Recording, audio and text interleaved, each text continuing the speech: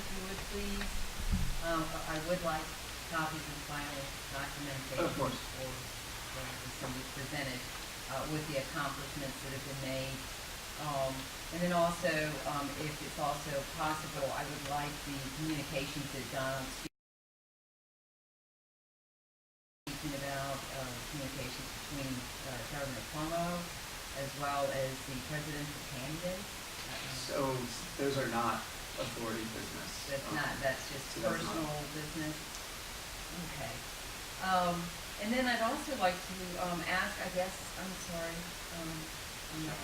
John, do you see you were representing all of the universities?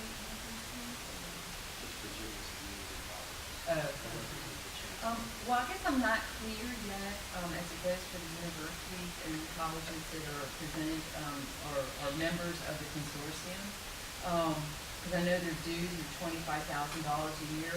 I'm just curious, who is paying? I mean, who is funding that? The community colleges are not members of the consortium. Okay, so VCU, Virginia Tech, and the other ones that are... There's a list in the document you were provided of the 8 organizations Right, that are paying but aren't they $25,000. paying $25,000 a year? That's the universities, not the community colleges. Okay, so the universities are paying. Yeah. So where's that funding? Are they being given money somewhere? That's not an authority business. We don't know if they're, That's all if the from universities. I mean, the universities go through their process as appropriate and respond to our communications and send their dues. So I don't know how, within the internal processes of the university there. Okay, I'm just curious how that money is going through there. I guess we'll have to find out a different way. And I guess on that note, then I'll just say that, of course, this is very interesting on, talking about the exploding drum whip, and I was there and present that day that we had the meeting with Charlie Bowman, and actually had an opportunity to speak with him after the meeting as well. And his stance also was we should not be building what we are building right now currently because it doesn't solve any of the issues that we presently have. So I thought that was very interesting because he went on to say that it would have been better to save that money for R&D and actually build things that did solve some of the issues that we currently have.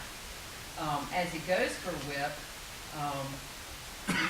that facility right now as we speak, I mean, obviously at transuranic waste basically consists of materials which have come in contact with radioactive substances such as plutonium, uranium, includes gloves, tools, rags, and assorted machinery, often used in the production of nuclear fuel and weapons.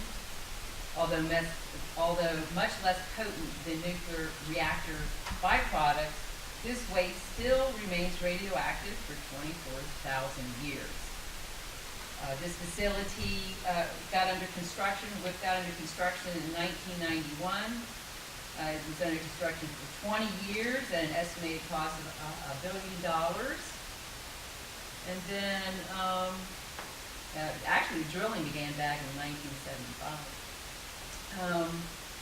And then October 8th, 1992, it was had been 25 years of evaluations. And then the first nuclear waste arrived on March 26th, 1999, at an estimated, and it was estimated to continue to receive shipments for 25 to 35 more years at an estimated cost of $19 billion. Well, of course, we know the accident in February of 2014, where there was an underground accident with the vehicle, and then a drum explosion. They were hopeful to possibly open it back up in December so that they could continue with all these shipments that are piling up. But what they found is as of last week, 2 more ceilings have fallen, and now they're looking at closing off that whole section. So that makes 3 ceilings that have now crumbled and have collapsed. This whole idea of safe storage of nuclear waste and even more toxic radioactive reactor waste starts to look very complicated. I don't have a whole lot of confidence in this because WIP was supposed to last 10,000 years. It failed in 15. We've got a problem. So essentially, this group in the nuclear industry can hope for more funding, but even in Virginia, we got $1 billion shortfall in funds. Maybe Chris can, kind of cue everybody in. That was on the news the other night. We've got a shortfall in funding already, so I don't know how much the nuclear industry is really expecting to get out of Virginia. And really, as it goes for assets for the nuclear industry, yeah, Dominion's moving forward to try to get an extension for another 20 years. It's going to take some time, but they're not telling the public that they just spent I don't know how many millions of dollars for intake, corrosive and degraded piping going into the facility. Now they're embarking on a 7-year project that's going to cost Lord knows how much for underground and buried piping that's corrosive. I mean, we were talking about a lot of money in a 7-year project as they want to move forward with trying to get a license extension. So you might have over here all these assets. When you start to compare over here the liabilities that we're looking at and the cost, that's where the public wants to see. Oh, really? It's gonna cost this much versus this is what it's gonna give us. Base load, people understand what base load is. Your average citizen understands what around the clock is. And we also understand that really nuclear power plants, reactors do not run 24/7. We know they have to be refueled. We know they have to go offline for at least a month. And it's not just that. Anyone can pull up the stats and right out of the NRC, and you can see the reactors don't run 24/7. Saving Fort Calhoun would be ridiculous. We almost had a huge accident down there with the flooding. It's a decrepit plant and needs to go bye-bye. The flooding, they have to power down for hurricanes. Ice storms have messed up where the water intakes go in. Surrey, offline because of the tornado. Rain at one of the other facilities that got into the electrical thing. Buenera, bad parts. No, I don't think so. They don't run 24/7, and they are not emission free unless you want to start trading CO2 for plutonium, which is ridiculous. So this nuclear industry, the workforce we will need is in the education sector, and it will be for these 40 to 60 year long decommissioning projects that we're going to need, and we're going to need them, and they're coming up quicker and quicker because nuclear power plants are joining coal power plants, and they'll end up being stranded assets. So the idea of more money, new promotion, no. We need to look at how we're going to safely decommission these facilities. We need to know that we have the workforce that'll be behind it to be able to do it and accomplish this, and we need the very best canisters we can possibly have, because this waste is going nowhere quick, and we don't need to move it more than once.